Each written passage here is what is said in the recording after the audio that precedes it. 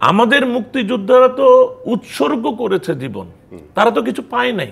মুক্তিযোদ্ধাদের সন্তানদের ব্যাপক অংশ কিন্তু দরিদ্র জনগোষ্ঠী। কোটায় যারা চাকরি পায় তারাও মেধাবী। তারা নিজেরা আবার স্লোগানটা একটু পরের দিন টুইস্ট করেছে, মানে পরিবর্তন করেছে। আমি ইতিবাচক ভাবেই বলবো, কিন্তু ইতিবাচক ভাবে বললেও এটা কিন্তু মানুষের পারসেপশনে এটা একটা ভয়ঙ্কর উদাহরণ তৈরি হয়েছে ৭১-এর ব্যাপারে, মুক্তিযুদ্ধের চেতনার প্রশ্নে, এবং আমরা কিভাবে মুক্তিযোদ্ধাকে মর্যাদা দিব।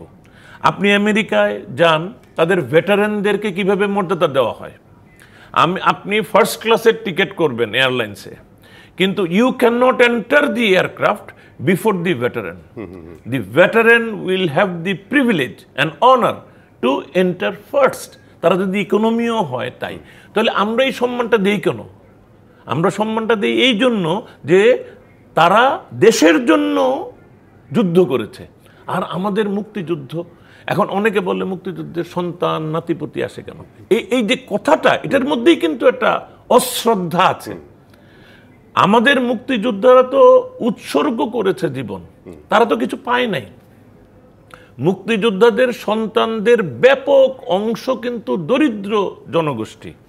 তারা কিন্তু এই যে আমাদের যে কোটা দেওয়া হয়েছিল 30%, এই 30%-এর পজিটিভ বেনিফিট নেওয়ার মতো ন্যূনতম যোগ্যতা তাদের নাই।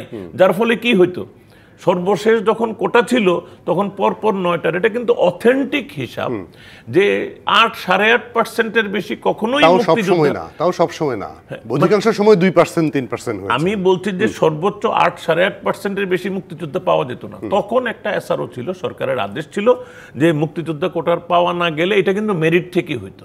এখানে আবার আরেকটা জিনিস আমি ক্লারিফাই করতে চাই ফর দি অডিয়েন্স, মানে আমাদের দর্শকদের জন্য, যে আমরা যখন কোটা সবচেয়ে ভয়ঙ্কর কিন্তু পারসেপশনের জায়গায় খেলা করেছে, যে কোটা মেধার প্রতিপক্ষ, হুইচ অ্যাকচুয়ালি ইজ নট।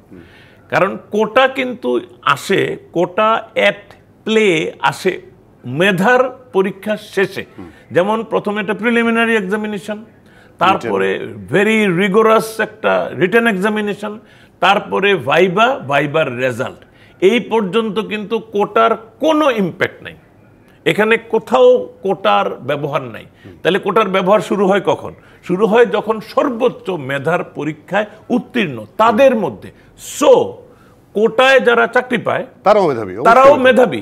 এখন এই জন্যই কিন্তু মুক্তিযোদ্ধাদের পরিবার থেকে ওই লেভেলে আসতে পারে না, তারা পাস করতে পারে না। তো কারণ তারা হতো দরিদ্র, তাদের ম্যাক্সিমামেরই মানে ভালো এডুকেশনাল সাপোর্ট পাওয়ার সৌভাগ্য হয় নাই। এই যে হয় নাই, আমাদের এখানে আন্দোলন হওয়া উচিত ছিল এইটার জন্য। কিসের জন্য?